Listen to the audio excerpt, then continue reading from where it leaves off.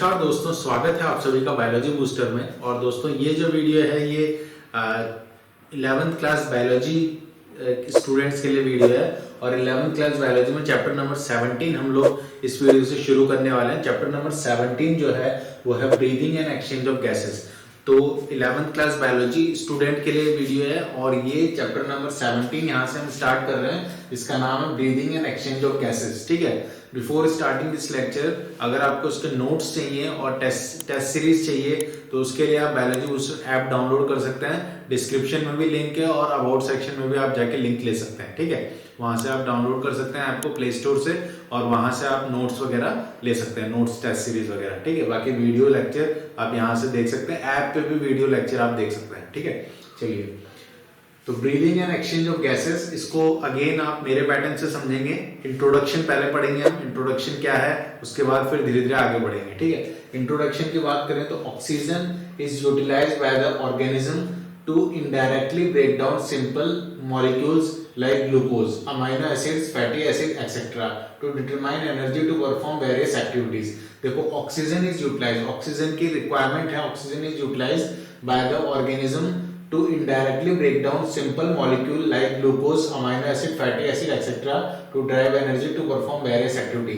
इनको तोड़ना है। ठीक है, glucose, amino acid, fatty acid, इनको तोड़ना है सिंपल मॉलिक्यूल को, इनसे एनर्जी निकालनी है। ठीक है, और ऑक्सीजन की प्रेजेंस में ये काम हो रहा है। ठीक है, तो ये प्रोसेस इस तरीके से हो रहा है कि ऑक्सीजन की प्रेजेंस में जो है ग्लूकोज, अमाइनो एसिड या फैटी एसिड का ब्रेकडाउन होता है ताकि उससे एनर्जी निकल पाए। ठीक है, क्लियर है ये बात। Carbon dioxide CO2 which is harmful is also released during the above catabolic reaction. इस रिएक्शन में इस प्रोसेस में CO2 भी रिलीज होता है, कार्बन डाइऑक्साइड भी रिलीज होता है। ठीक है, it is therefore evident that O2 has to be continuously provided to the cells and CO2 produced by the cells have to be released out. ये बहुत ज्यादा जरूरी है कि O2 जो भी प्रोड्यूस कर रहा है ऑर्गेनिज्म, O2 जो भी प्रोड्यूस कर रहा है एक सेल, ठीक है, वो O2 जो है वो यूटिलाइज होना चाहिए। O2 प्रोड्यूस नहीं कर रहा है, CO2 प्रोड्यूस कर रहा है, O2 तो यूटिलाइज कर रहा है। ठीक है, O2 जो भी यूटिलाइज कर रहा है एक सेल, उसको बार बार और उसको लगातार ऑक्सीजन की जरूरत है, ऑक्सीजन की रिक्वायरमेंट है सेल को, और सेल वापस क्या निकाल रहा है, CO2 को बाहर बॉडी से बाहर निकालने की जरूरत है। ठीक है, तो ये दो इंपॉर्टेंट प्रोसेस हैं कि ऑक्सीजन की रिक्वायरमेंट होती है बार बार सेल को, और सेल से CO2 निकलता है, तो CO2 हमारी बॉडी से बाहर निकलने का प्रोसेस बहुत इंपॉर्टेंट है। ठीक है, बाहर निकलना बहुत ज्यादा जरूरी है। ठीक है, क्लियर है ये बात। This process of exchange of O2 from the atmosphere with CO2 produced by the cell is called breathing, commonly known as respiration. This process of exchange of O2 from atmosphere, exchange of O2 with CO2, exchange of O2 हो रहा है from the atmosphere with CO2 produce किया cell ने, CO2 बाहर निकालेगा और O2 intake करेगा। ठीक है, बाय द सेल के साथ ऐसा हो रहा है, इज कॉल्ड ब्रीदिंग। इसको हम कहते हैं breathing and commonly known as respiration. और कॉमनली क्या कहते हैं, रेस्पिरेशन पे ये पूरा चैप्टर है। रेस्पिरेशन इन प्लांट्स हम लोग पढ़ चुके हैं। ठीक है, ये रेस्पिरेशन इन एनिमल्स है। ये एनिमल्स में रेस्पिरेशन कैसे होता है ये इस चैप्टर में डिटेल में हम लोग पढ़ने वाले हैं। ठीक है, क्लियर ये बात। दोस्तों अब रेस्पिरेटरी ऑर्गन्स की बात करते हैं कि रेस्पिरेटरी ऑर्गन्स क्या हैं। Respiratory organ mechanism of breathing vary among different group of animals depending mainly on their habitat level of organization. किस लेवल का ऑर्गेनाइजेशन है, किस एनिमल का और क्या उसका हैबिटेट है। ठीक है, इसके आधार पे ब्रीदिंग का मैकेनिज्म जो होता है वो अलग होता है। ठीक है, फिशेस में ब्रीदिंग अलग टाइप से होगा, एम्फीबियंस में अलग टाइप से होगा, ठीक है, मैमल्स में अलग टाइप से होगा। तो ये डिपेंड करता है कि उसका हैबिटेट क्या है और उसका लेवल ऑफ ऑर्गेनाइजेशन क्या है बॉडी का। ठीक है, उसके आधार पे ब्रीदिंग जो है वो डिफर करता है एनिमल टू एनिमल। ठीक है, क्लियर है बात। Lower invertebrate like sponges, coelenterates, flatworm etcetera exchange O2 with CO2 by simple diffusion over their entire body surface. Lower invertebrates जो है, लोअर इनवर्टिब्रेट जैसे कि स्पंजेस, सिलेंट्रेट्स, प्लेटफॉर्म्स, ये क्या करते हैं, सिंपल डिफ्यूजन करता है अपने स्किन से। ठीक है, exchange O2 with CO2 by simple diffusion over their entire body surface. उनका जो बॉडी सरफेस होता है उससे वो डिफ्यूजन करते हैं, higher concentration to lower concentration movement होता है चीजों का, और वहीं से वो एक्सचेंज ऑफ O2 और CO2 करते हैं। ठीक है, तो इस तरीके से इनमें रेस्पिरेशन होता है। अर्थवॉर्म का एग्जांपल लिया। Earthworm use their moist cuticle and insects have the network. Earthworm क्या यूज करता है? क्यूटिकल यूज करता है, स्किन का एक पार्ट है, ठीक है, आउटसाइड पार्ट है, मतलब उसको यूज करता है क्यूटिकल को, और इससे रेस्पिरेशन करता है, ठीक है। जबकि insects have a network of tubules, insect network of tubules use करते हैं, जिससे ट्रैकियल ट्यूब्यूल्स कहते हैं, ट्रैकियल ट्यूब्स कहते हैं, to transport atmospheric air within the body, ठीक है। इंसेक्ट क्या यूज करते हैं? Tracheal tubes to transport atmospheric air within the body के अंदर एटमॉस्फेरिक एयर को ट्रांसफर करने के लिए ट्रैकियल सिस्टम होता है इनमें, किसमें? इंसेक्ट्स में, ट्रैकियल ट्यूब्स का, ठीक है। Special vascularised structure called gills होते हैं किसमें? Branchial respiration are used by most of the aquatic arthropods और मॉलस्क जो होते हैं, ठीक है, आर्थ्रोपोड और मॉलस्क जो होते हैं वो क्या यूज करते हैं? उसमें होता है ब्रांकियल रेस्पिरेशन क्योंकि वो गिल्स यूज करते हैं। आर्थ्रोपोड्स और मॉलस्क क्या यूज करते हैं? गिल्स यूज करते हैं, ज्यादातर, सब नहीं, ज्यादातर, ठीक है। तो special vascularised structure called gills branchial respiration में आता है ये, are used by most of the aquatic arthropods and mollusc, whereas vascularised bag called lungs, pulmonary respiration में आता है lungs, vascularised bag called lungs are used by the terrestrial forms for the exchange of gases, ठीक है। Terrestrial form जो रहता है, terrestrial organism जो है, टेरेस्ट्रियल एनिमल जो है, जैसे कि हम भी टेरेस्ट्रियल ही हैं, जमीन पे रहने वाले जो है, तो वो लंग्स का इस्तेमाल करते हैं रेस्पिरेशन के लिए, ठीक है। वो किसका इस्तेमाल करते हैं? लंग्स का, टू रेस्पायर, ठीक है। क्लियर है ये बात? ये इस तरीके से कुछ बातें समझते हैं दोस्तों। Among vertebrates fishes use gills, vertebrates में फिशेज जो रहता है वो गिल्स यूज करती हैं, whereas amphibians, reptiles, birds and mammals respire through lungs, ठीक है।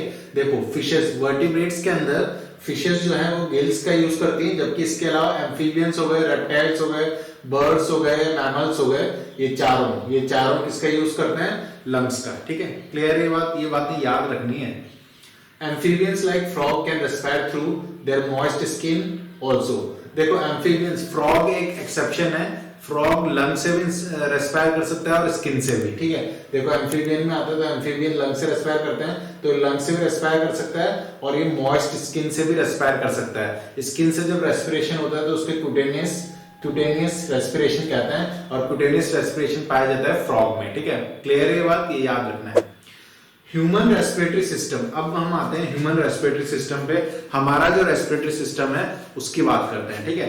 तो हमारा जो रेस्पिरेटरी सिस्टम है उसमें क्या क्या चीजें हैं वो सारी बातें इसमें हम समझेंगे। We have a pair of external nostril यानी कि नोज वाला पार्ट, ठीक है। पेयर ऑफ नॉस्ट्रिल, दो होल्स हैं इसलिए इसको पेयर ऑफ नॉस्ट्रिल बोल देते हैं, ठीक है। वैसे ये नाक एक ही है लेकिन इसको पेयर ऑफ नॉस्ट्रिल, क्योंकि दो होल्स हैं इसलिए इसको पेयर ऑफ नॉस्ट्रिल कहा जाता है। Opening out, a pair of external nostril opening out above the upper lips के ऊपर रहता है ये। it leads to a nasal chamber, ये आगे जाता है तो कौन सा पार्ट बनता है आगे? यहाँ पे अंदर nasal chamber, ठीक है। nasal chamber through the nasal passage, ठीक है। देखो अब यहाँ पे डायग्राम बनाने की इतनी आवश्यकता तो नहीं है, लेकिन फिर भी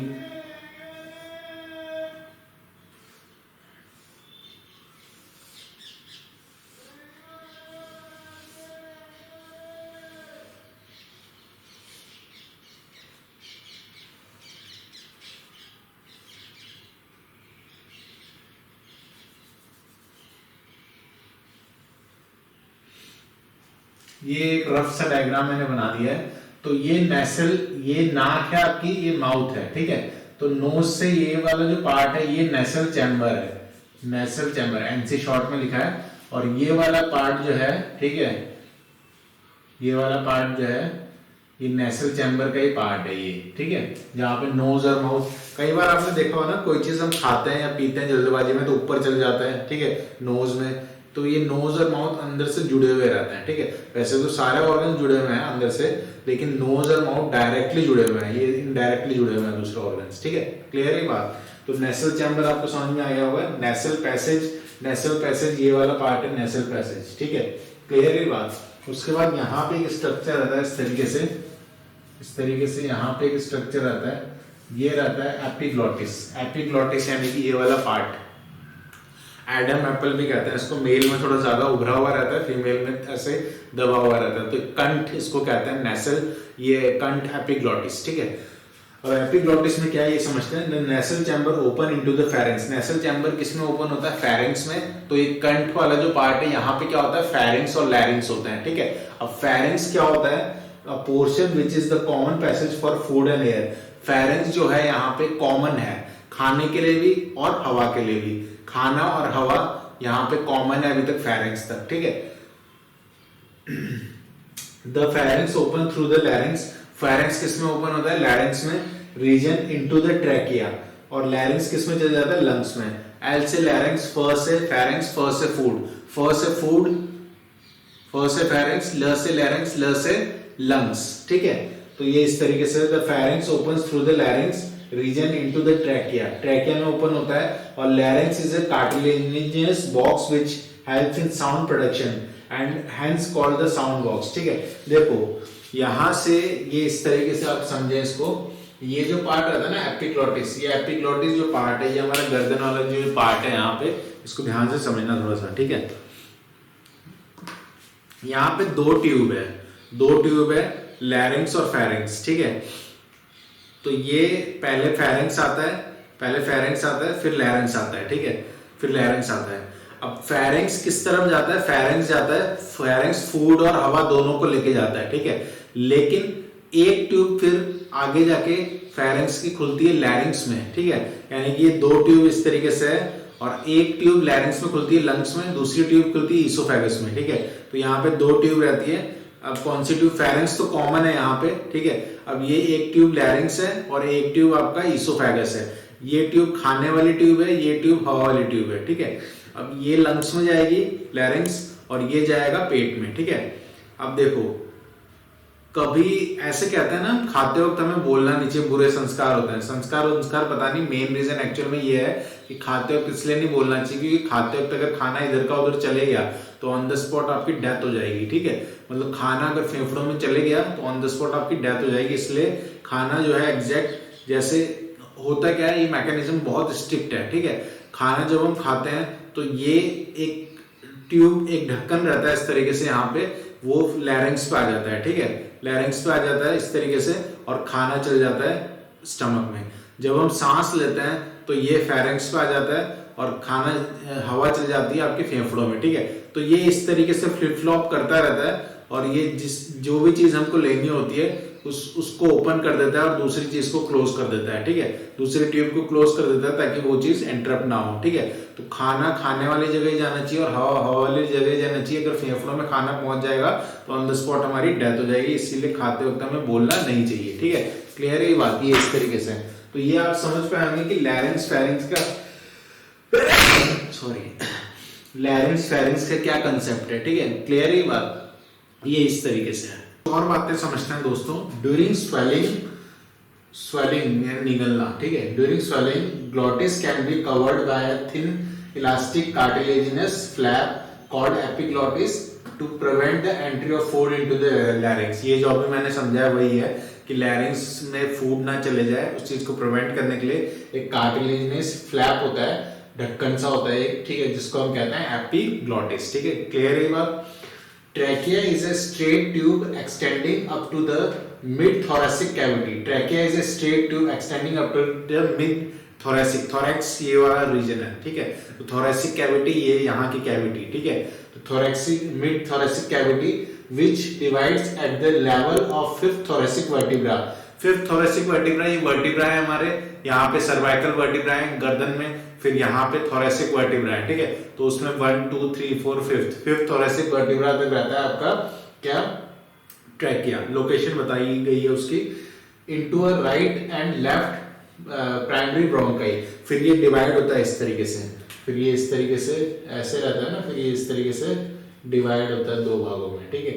फिर ये एक लंग्स बनाएगा, ये एक दूसरा लंग्स बनाएगा, ठीक है। तो ये इस तरीके से डिवीजन होता है फिफ्थ थोरेसिक वर्टिब्रा का। फिफ्थ थोरेसिक वर्टिब्रा पे जाके डिवीजन होता है, ठीक है, ब्रोंकियल्स का, ट्रैकिया का, और फिर ब्रोंकियल्स बनते हैं, ब्रोंकाई बनता है पहले, फिर ब्रोंकियल्स बनेंगे। पहले ब्रोंकाई बनता है राइट एंड लेफ्ट ब्रोंकाई, ठीक है। ये वाला लेफ्ट होगा, यहाँ पे उल्टा रहता है क्योंकि इस तरीके से कंसीडर किया जाता है। कभी भी आप बायो में कोई भी चीज पढ़ें तो ध्यान रखना, इधर वाला क्या होगा आपका, राइट नहीं होगा, लेफ्ट होगा, और इधर वाला राइट होगा, ठीक है। क्योंकि इस तरीके से आप खुद को अगर बोर्ड पे रखते हैं इस तरीके से, तो मेरा लेफ्ट किधर पड़ेगा, इधर, और मेरा राइट किधर पड़ेगा, इधर। तो इसी तरीके से डिनोट किया जाता है हमेशा, ठीक है। तो ये इस तरीके से दो भागों में डिवाइड हो जाता है, जिसको प्राइमरी ब्रोंकाई कहता है। Each bronchi undergo repeated division, each bronchi में डिवीजन होता है, रिपीटेड डिवीजन होता है to form the secondary and tertiary bronchi. फिर इससे सेकेंडरी और टर्शियरी ब्रोंकाई बनते हैं। And bronchioles, bronchioles ending up in very thin terminal bronchioles, ठीक है। और ब्रोंकियोल्स जो है फाइनली ब्रोंकियोल्स बनता है। ब्रोंकियोल्स और डिवाइड हो गए, किसमें तब्दील होते हैं, थिन बहुत ज्यादा पतले टर्मिनल ब्रोंकियोल्स में, टर्मिनल ब्रोंकियोल्स में खत्म हो जाता है ये, ठीक है। मतलब इस तरीके से डिवीजन होता जाता है, डिवीजन होता जाता है ऐसे, और ये फाइनली टर्मिनल ब्रोंकियोल्स बन जाता है ऐसे। ये टर्मिनल ब्रोंकियोल्स बन गए ये, ठीक है। क्लियर है ये बात, इस तरीके से हमारे लंग्स के अंदर ये डिवीजन हो रहा है इस तरीके से, ठीक है। The trachea primary secondary and tertiary, the trachea primary secondary and tertiary bronchi and initial bronchioles are supported by incomplete cartilaginous ring, incomplete cartilaginous ring, ठीक है। कार्टिलेजिनस रिंग होती है इस तरीके से, यहाँ पे ये हमारा जो ये रहता है ना ट्रैकिया, इस पे ऐसे रिंग शेप स्ट्रक्चर रहता है।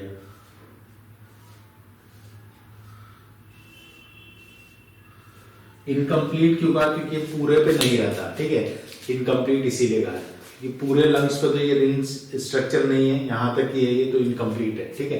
The trachea primary secondary and tertiary bronchi and initial bronchioles are supported by incomplete cartilaginous ring. Each terminal bronchioles give rise to a number of very thin, each terminal bronchioles, her terminal bronchiole जो रहेगा ये terminal bronchioles give rise to a number of very thin and irregular walled and vascularized bag-like structure called alveoli। मतलब ये thin जो आपके thin जो आपका ये है terminal bronchioles है, टर्मिनल ब्रोंकियल्स पढ़ाना है हमने, टर्मिनल ब्रोंकियल्स, ठीक है। तो टर्मिनल ब्रोंकियल्स और फर्दर डिवाइड होता है, और एक किसमें डिवीजन करता है, किसमें तब्दील हो जाता है, एल्वुलाई में। Alveoli is the final unit, ठीक है। तो एल्वुलाई एक गुब्बारे नुमा संरचना रहती है, एक बैग लाइक स्ट्रक्चर रहता है जिसमें जाके हवा भरेगी, ठीक है। इसमें जाके हवा भरती है और इसकी वॉल से फिर डिफ्यूजन होता है, ठीक है। इसके वॉल से चिपके हुए रहता है सेल की वॉल, और यहीं से फिर डिफ्यूजन होकर एंटर करती है अंदर ऑक्सीजन, ठीक है, ब्लड के अंदर। क्लियर ही बात ये इस तरीके से। तो ये खैर ये बातें और अभी आगे भी आएंगी, स्ट्रक्चर के साथ मैं समझाऊंगा। इस वीडियो में फिलहाल इतना ही रखते हैं। Thank you for watching this video, love you all.